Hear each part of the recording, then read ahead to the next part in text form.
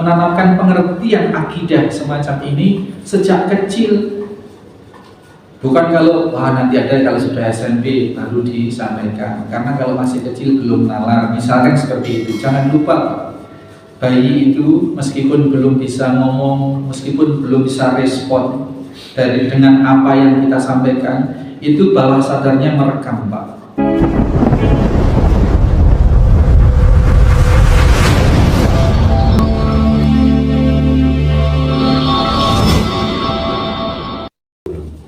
Bismillahirrahmanirrahim. Assalamualaikum warahmatullahi wabarakatuh.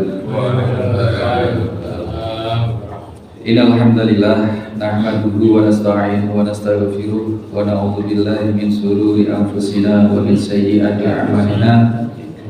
May yahdihillahu fala mudilla lahu wa may yudlil fala hadiya lahu. Asyhadu an la ilaha illallah wahdahu la syarika lah. Asyhadu anna Muhammadan abduhu wa rasuluhu la nabiyya ba'dah.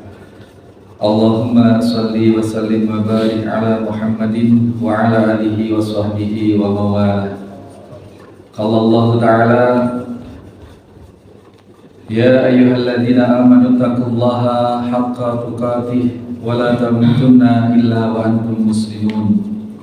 Qala Allah Ta'ala aidan, ya ayuhan nasu taqu rabbakumul ladzi khalaqakum min nafsin wahidah wa khalaqa minha zawjaha wa bassa minhuma rijalan katsiran wa nisaa'an wattaqullaha alladzi tasaaluna bihi wal arham innallaha kana 'alaikum raqiba.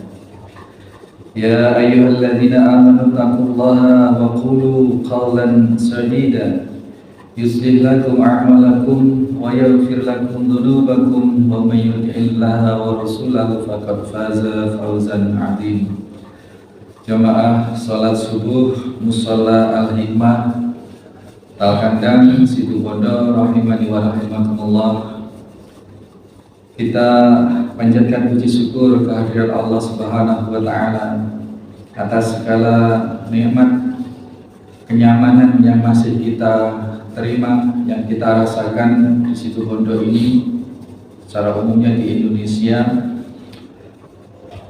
yang efek dari syukur itu sambil kita mohonkan kepada Allah Subhanahu wa taala untuk kemaslahatan saudara-saudara kita di Palestina yang saat ini sangat jauh dari kondisi normal.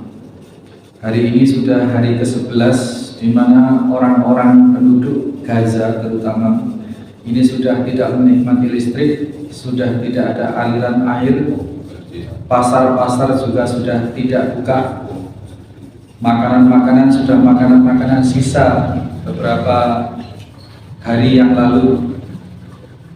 Mudah-mudahan di saat segalanya buntu semacam ini, janji Allah Subhanahu wa taala inna ma'al usri yusra. Ini satu bentuk muraqabah.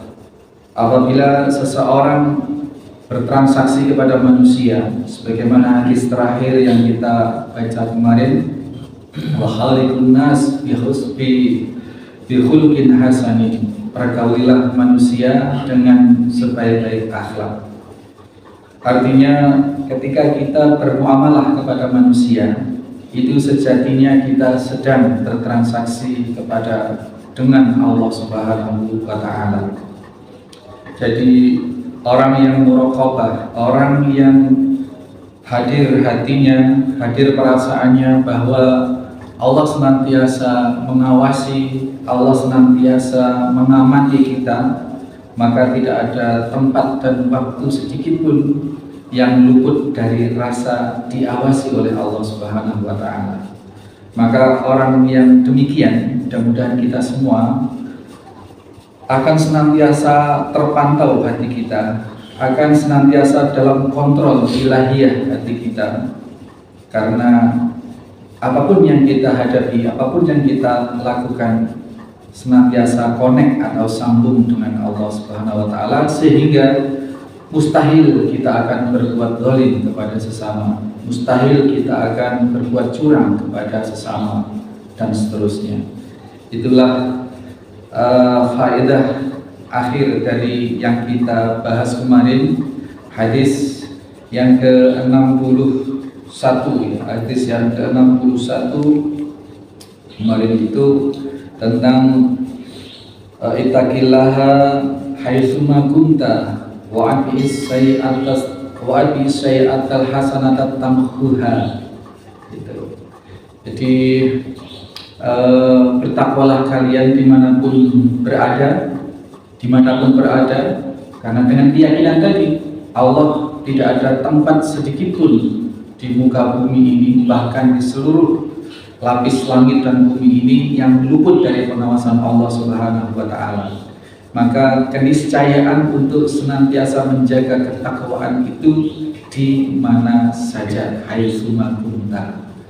Kemudian nasihat kedua kemarin yang oleh baginda Nabi Sallallahu Alaihi Wasallam berikan kepada kita adalah menyusui setiap perbuatan dosa itu dengan perbuatan kebajikan, karena tamhuha, dia akan menjadi kafarat atau menjadi penutup. Kafar itu nutup ya, kafarat itu sebagai penutup atau penebus atau penghapus dari dosa-dosa yang telah kita lakukan. Maka karena kecenderungan kita memang berbuat dosa, kullu bani Adam khata, setiap bani Adam itu cenderung kepada perbuatan dosa. Inna nafsa la'amara bisu, sesungguhnya jiwa manusia itu cenderung memerintahkan atau mendorong kepada yang buruk atau kepada yang jelek. Maka rumusnya adalah Allah memberikan satu resep melalui baginda Nabi Sallallahu Alaihi Wasallam ini, yakni wa'atbi'is sayyi'atal hasanata tamhuha, mengikuti setiap ketergelinciran kita itu, ngomong yang jorok, ngomong yang kadang memandang yang tidak baik, dosa-dosa kecil semacam itu, ketergelinciran di setiap saat yang bisa kita alami itu, maka diberi cover atau diberi kafarat, diberi peluang untuk langsung bisa dihapus, yakni dengan perbuatan-perbuatan baik.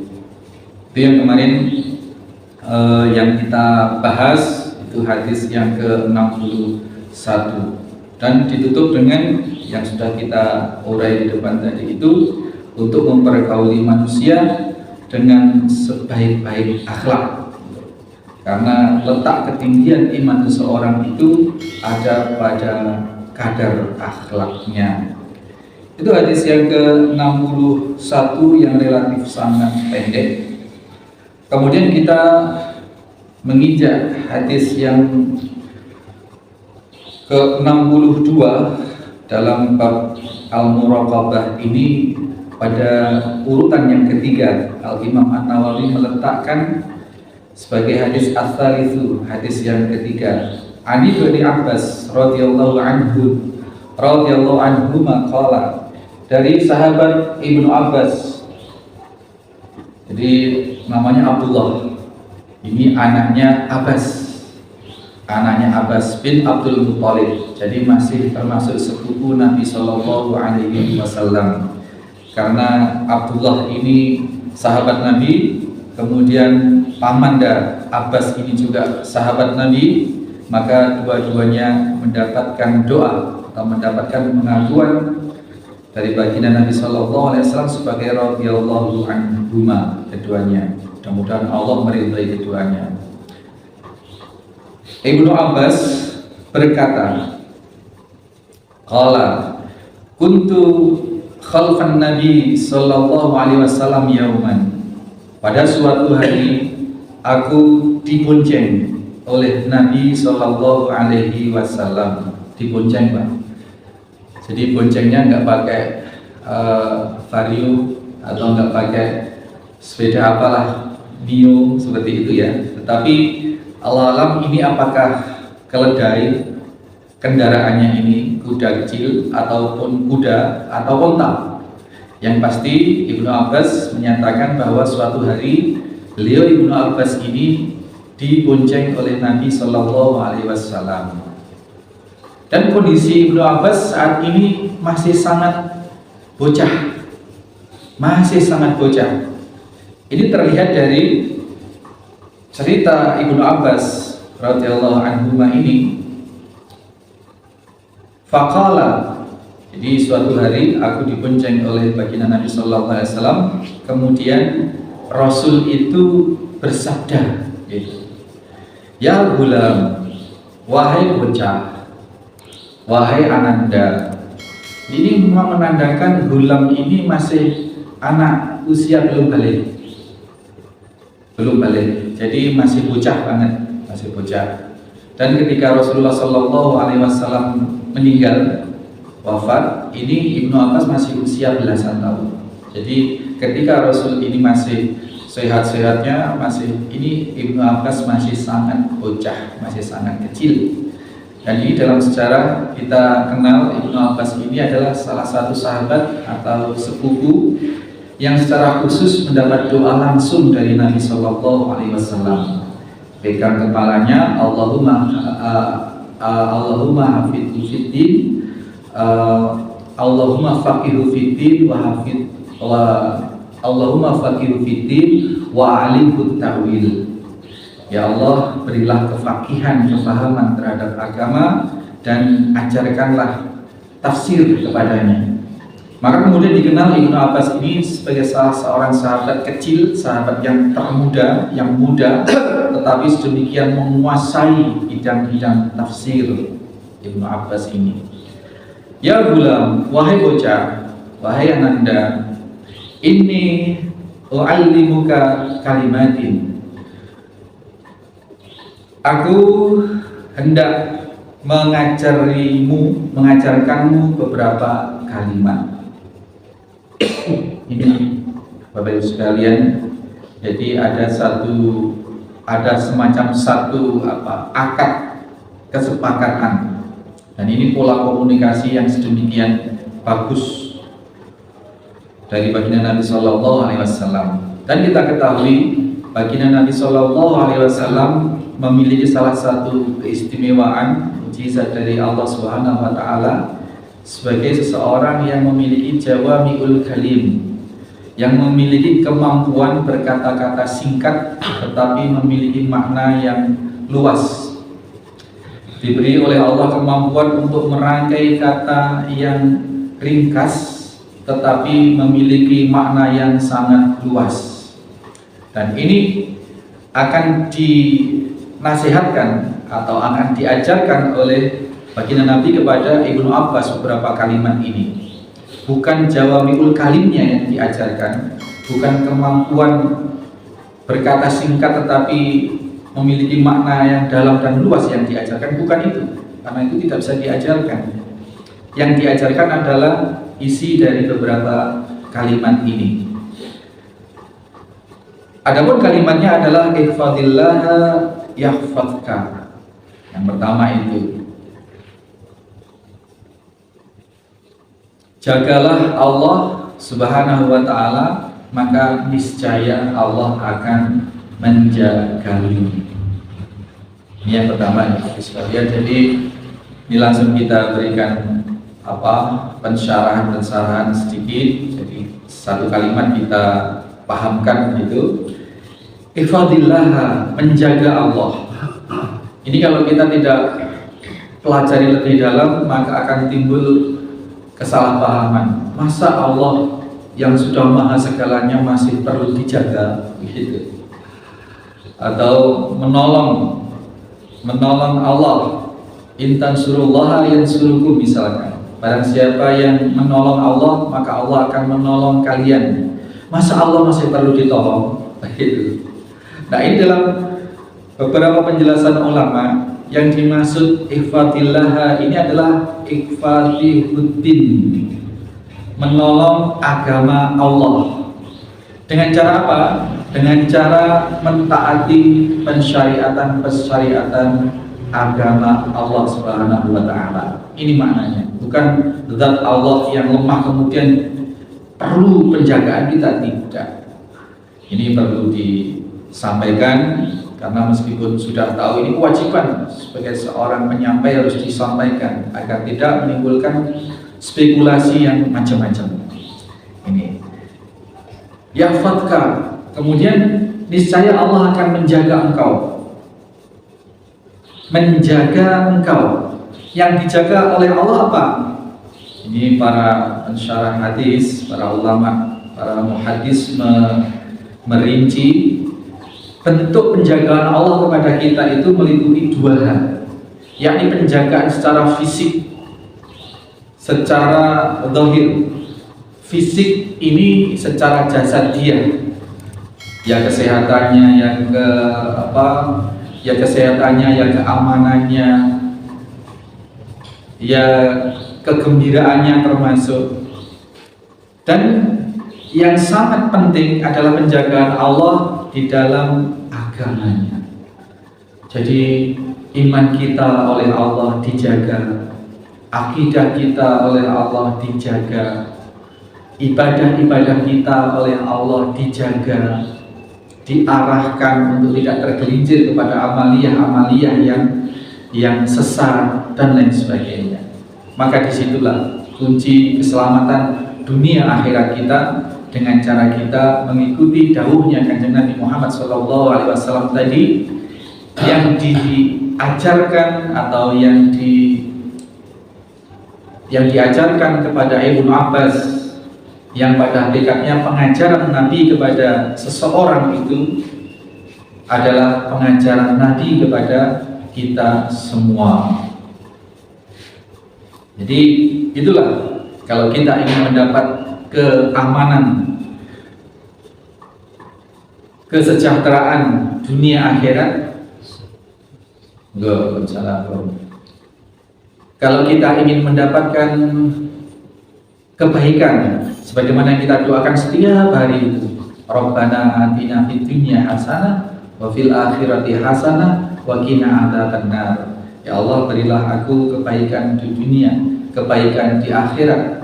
Kebaikan di akhirat itu maknanya adalah mendapatkan kenikmatan surga dan terhindar dari api neraka. Ini bentuk-bentuk pengharapan kita yang memang Allah ajarkan. Nah, kemudian implementasinya, cara menggapainya adalah ini tadi, ihfadillah, jagalah Allah, dalam makna menjaga agama Allah, menjaga pensyariatan Allah, menjaga peribadatan kita kepada Allah Subhanahu wa Ta'ala. Itu kalimat pertama.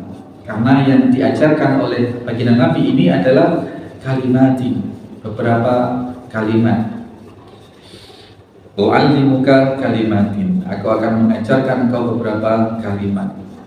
Kalimat ihfadillah yahfadka ini mengandung ilmu yang sangat luas, seperti mana yang kita uraikan tadi lebih 10 menit sudah. Kalimat yang singkat ini, dan itu belum cukup sebenarnya, masih sangat banyak yang bisa digali dari kalimat singkat ini, ihfadillah yahfadka. Dan ini disampaikan kepada Ibnu Abbas. Ibnu Abbas dalam kondisi yang masih bocah. Nah, ini menunjukkan satu faedah atau fadilah kepada kita semua, bahwasanya pertama, perlunya kita menyampaikan sesuatu kebaikan kepada orang lain, terutama kepada generasi berikut kita. Dalam konteks kita masing-masing, ya kepada anak kita masing-masing.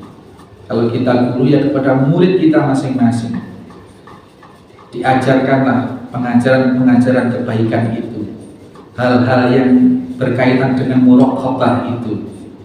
Bagaimana kita bisa menjaga Allah, bisa menjaga agama Allah, kemudian Allah, timbal baliknya Allah akan menjaga kita.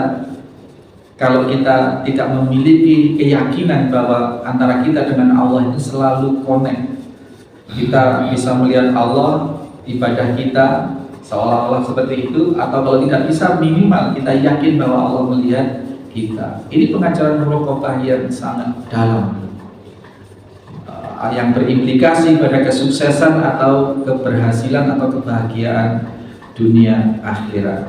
Dan mengajarkannya ini, menanamkan pengertian akidah semacam ini sejak kecil.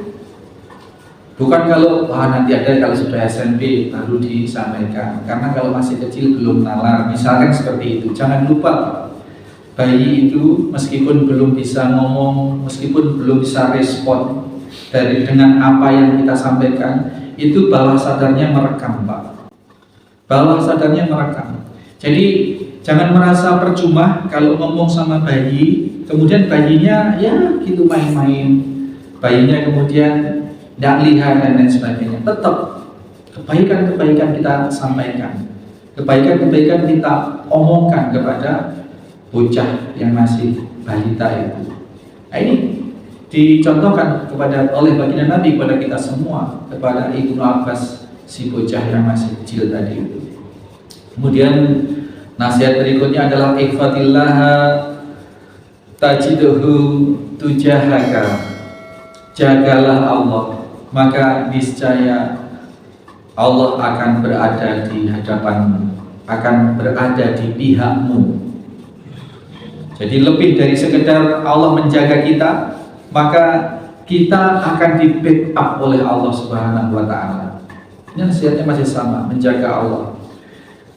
Menjaga Allah, kemudian efeknya dua, Allah akan menjaga kita, kemudian juga ihfadillah, Allah, jagalah Allah, maka Allah tajiduhu tujahaka, maka Allah juga akan berada di hadapan kita, membackup kita, membackup segala kebaikan-kebaikan kita. Ini luar biasa. Kalau backing kita sudah Allah, Pak, sudahlah, nggak ada orang sekuasa apapun, nggak ada kekuatan yang seadidaya apapun. Maka inilah kurang lebih yang sekarang ini dimiliki, keyakinan ini dimiliki oleh teman-teman di Palestina. Ada yang diwawancara dengan latar belakang gedung yang sudah hancur, dan inilah rumah kami, inilah rumah kami. Gimana perasaan Anda?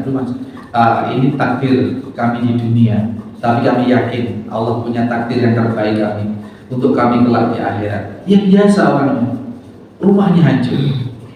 Ini karena muraqabahnya sudah luar biasa, teman-teman. Karena terasik dari setiap hari, setiap waktu diteror oleh kematian demi kematian. Rumah sakit dibom, gitu ya.